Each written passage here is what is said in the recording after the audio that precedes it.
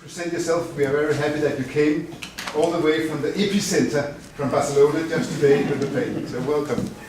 Thank you so much. Yes, my name is Royo. I'm the Secretary General of the Public Diplomacy Council of Catalonia, which is a public-private partnership whose main goal is to try to strengthen the relationship between the Catalan civil society and Catalan institutions and those of the rest of Europe. And of course, right now, one of the first questions we are put when we try to explain Catalonia, to Project Catalonia Abroad, is what is happening right now in that territory. So thank you so much for this invitation. Thank you, Nikolai, for your support. Thank you to the Parliament and to the ANC here in Denmark for this kind of invitation. Let me offer you just 2 or 3 words in Danish, although my Danish is very, very, very poor. In fact, it's inexistent. Så det betyder rigtig meget for mig at være i det danske parlament for at fortælle om vores situation i mit land Catalonien. Jeg siger mange tak for invitationen. Sorry for destroying the language. And also sorry because my Faroese is even poorer, so not a single word in the Faroese. So thank you again for this kind invitation. And as Nikolai was talking about Scotland, I would like to start by making a short comparison between what has been happening in Scotland and what is happening in Catalonia. So you know that the Scots had the possibility to hold a vote last September the 18th. And after that vote, all the eyes turned to Catalonia, the other European nation which was planning to hold a self-determination vote in 2014. I would say it's a happy coincidence that we have the 2 biggest stateless nations in the EU planning a vote on the self-determination in the very same year. In fact, if we compare the 2 cases, this may help us to understand what is happening right now in Catalonia and in Spain. Between Scotland and Catalonia, there are several similarities. For instance, in terms of population, it's quite similar in size. Catalonia has around 7.5 million inhabitants, Scotland around 5 million inhabitants. In terms of history, both territories lost their sovereignty in the beginning of the 18th century, but in the case of the Scots, they lost that sovereignty on a voluntary basis because they decided to sign the Union Act with the English in 1707, whilst in the case of Catalans we lost our sovereignty as a result of a military defeat before the French and the Spaniards in 1714. But there is a similarity there. And besides, both territories joined two of the biggest empires ever formed.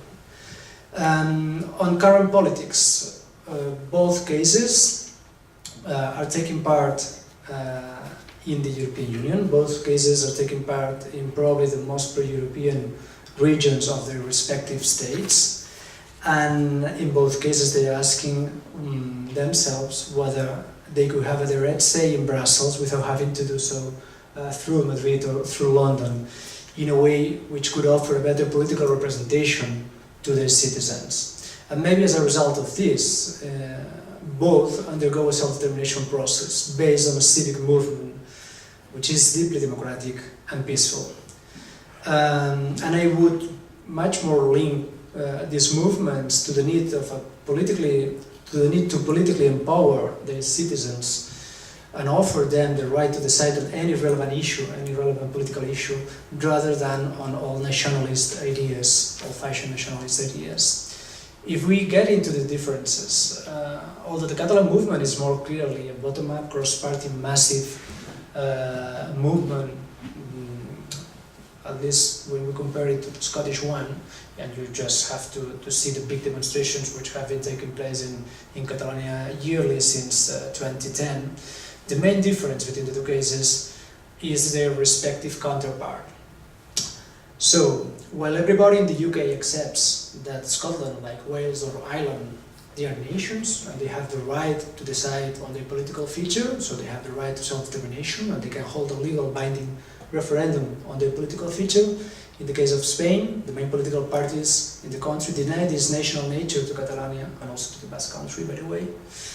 And it may be a result of how this territory, how Catalonia was incorporated in the unitary kingdom of Spain. And I say unitary kingdom in contrast to the United Kingdom of Britain. It may also explain a bit what is, this difference. So according to the main political parties in Spain, we don't have the right to decide by ourselves, so we don't have the right to self-determination.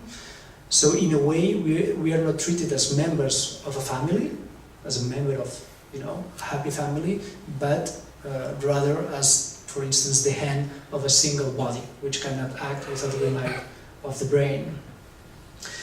Then there is a second big difference, which is the response of both capitals to the two cases. So while London sent love messages to Edinburgh, also combined with some scaremongering ones, but I think it's fair to say that London has conveyed very positive messages to the Scots, that they want Scotland to be part of the UK because they love them.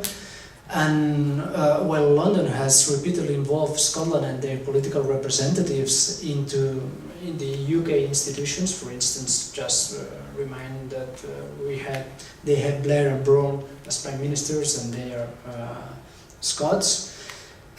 In the case of Madrid, and by Madrid I mean the Spanish central institutions and main political parties, has only conveyed negative messages and threats to Catalonia. For instance, if you go independent, if you become an independent country, you're going to be expelled from the EU, you're going to be expelled from the UN, you'll never join the EU or the UN, you'll suffer a commercial boycott, you'll lose more than 20% of your GDP, so on and so forth. So there's not a single positive message of why they want us to be part of Spain and why we should be happy by being part of Spain.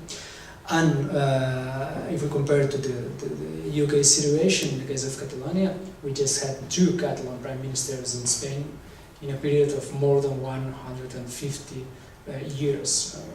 The 2 of them altogether, they ruled for 3 years in more than 150 years. So it also may explain what is happening in Catalonia and the difference between not the bad Scotland and Catalonia, but the difference between the UK and Spain. But if we want to understand what is happening right now in Catalonia, we need also to revisit a little bit our past. So let me go back 75 years ago, because right now this year we are commemorating the fact that in 1939 the Franco's troops won the Spanish Civil War, which provoked huge suffering in Spain and extra suffering in the case of Catalonia. Why? Because Catalonia was supporting the democratic system enshrined in the Spanish Republic, but also because fascists annulled the Catalans' self-government and institutions, which were restored thanks to the Republic in 1931. They banned the language, and they killed the democratically elected president, Mr. Lluís Companys, who had fled to France after Franco's victory, and who was arrested by Gestapo and handed over to the Spanish fascists who shot him dead. Well, after 40 years, after the death of the dictator, and after these 40 years of darkness, in the late 70s, as you know, democracy was restored in Spain, and so was Catalonia's partial self-government. Since then, if we take a look at what has been the strategy of the main political parties in Catalonia, they've been mainly prioritizing the consolidation of democracy in Spain, and also the modernization of Spain in economic and social terms. So in a way, they kept their national interests in a drawer, so as to consolidate a democratic and modern Spain.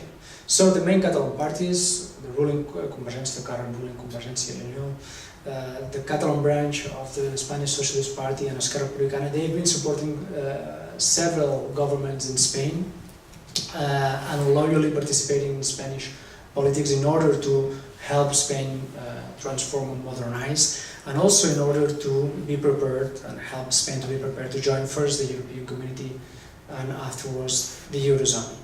So after 30 years, 25 years of democracy, after 30 years since Franco's death, most political parties in Catalonia concluded that well, the time had come to try to finally consolidate and accommodate Catalonia within a diverse and federal Spain.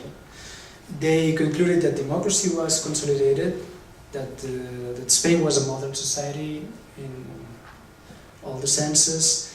The economic situation was brilliant, maybe too much brilliant, I have to say. So that was a good environment in order to come up with a proposal to finally accommodate Catalonia within pluralistic federal Spain.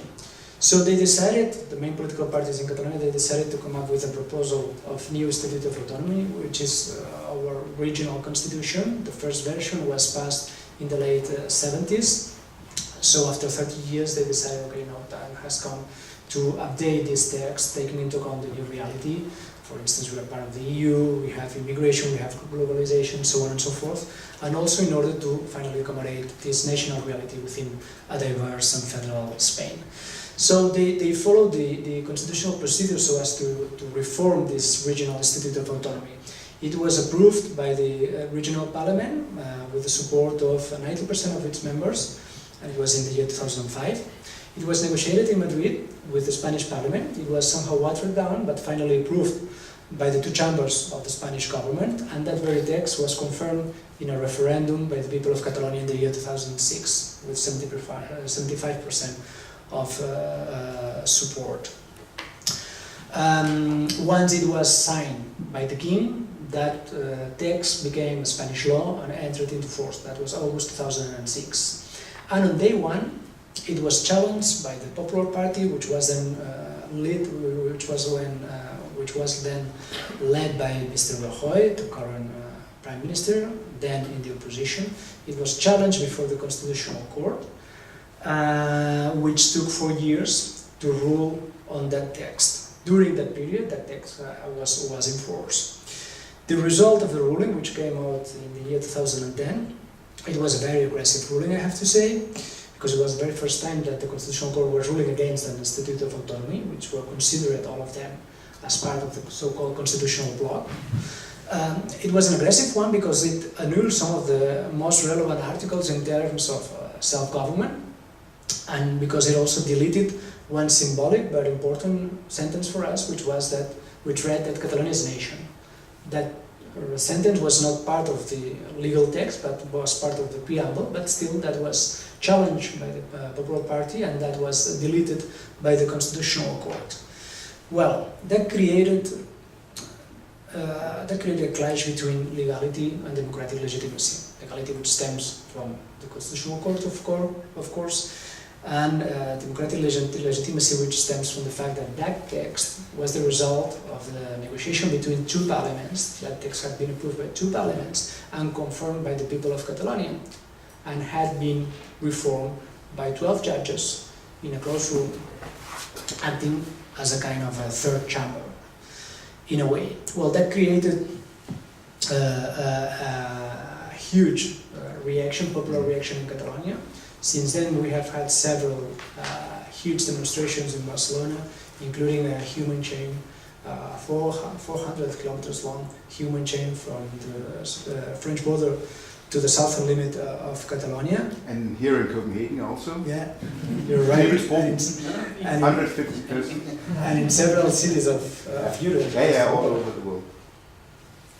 So that ruling, which was very aggressive, plus the fact that Mr. Royo won the elections in Spain by absolute majority in the year 2011 with an agenda which was very aggressive vis-a-vis decentralization, and which has been, implementing strictly in order to recover powers which have been devolved to Catalonia. That created this huge popular reaction in Catalonia with all these massive demonstrations. The first ones with the slogan "We are a nation and we decide," so it's not up to a court to decide on our future, but it's up to the people. And those slogans turn into a cry for independence. And that's what we have been having in the most recent demonstrations. According to opinion polls, and the figures are quite stable since 2 years ago, between 50 and 55% of Catalans would support an independent Catalonia, between 25 and 30 would oppose it, and between 15 and 20 would abstain in a referendum or don't know. But the most relevant figure is that 80% of Catalans want to vote. So politicians have been trying to channel this massive movement through the institutions. And in order to give a proper answer to this popular uprising in a way, the Catalan parties have tried all the legal avenues so as to hold a proper referendum or proper vote on independence. But they have all been a failure. The Spanish government has refused to call a referendum. And the Spanish government is the only one who can call a referendum. The Spanish government has refused to transfer the powers. In fact, it was the Spanish parliament to temporarily transfer the powers from Madrid to Barcelona so as to hold a referendum organized by the Catalan government, which is the British way in a way. So we decided, okay, we will not be able to hold a referendum. We'll try to hold a popular consultation, which will not be binding, of course. We passed a regional law on popular consultations, and we called a popular consultation for 9 November. That was challenged by the Spanish Popular Party and by the Spanish government, sorry. And that was temporarily suspended by the Constitutional Court. So we ended up by organizing not even a popular consultation, but a so-called participatory process, which involved a vote, the act of casting a vote. Well, although there were many threats and obstacles, that that process was a success because more than 2 million people, 2,300,000 people turned out, which is a similar turnout to the previous regular election, which was the European Parliament election. But of course, we did not obtain a democratic mandate from the vote because that vote had not been recognized by the Spanish government and the Spanish institutions. The reactions, and I'm concluding. Since this vote took place just 2-3 weeks ago, we've seen two reactions, and both have been legalistic and very aggressive reactions. First, the Spanish state prosecutor decided to prosecute the president of Catalonia and two ministers, the Minister for Education among them, because they were involved in this participatory process. So they're trying to charge the president and two ministers with a criminal suit. And secondly, that suit was filed just last week. And also last week we had the statements made by the head of the Spanish army, which compared the current situation in Catalonia with the lose of Spanish colonies in 1898, when Spain lost Cuba and the Philippines. Take into account that according to the constitution, the army is responsible for keeping the unity of the state. I would say it's the only Western European constitution which foresees that the army can act against its people. And this is due to the fact that this constitution was drafted when the army was still very powerful. We even had a putsch in 1981, so it means 3 years after this constitution came into force. So, when a recurrent demand for a vote is systematically being blocked, when the division of powers is not respected, and the executive constantly pressures the judiciary, when the army and the church get involved with politics, when a democratically elected president is prosecuted because it organized a non-binding participatory process, then we have to conclude that democracy is at stake. And then we have to conclude that this is not a Spanish problem anymore, but a European-wide problem. So I hope we'll have the opportunity to discuss this situation, which is affecting not only Catalonia but also the whole of Spain, and I would say that since some weeks ago, the whole of Europe. Thank you so much.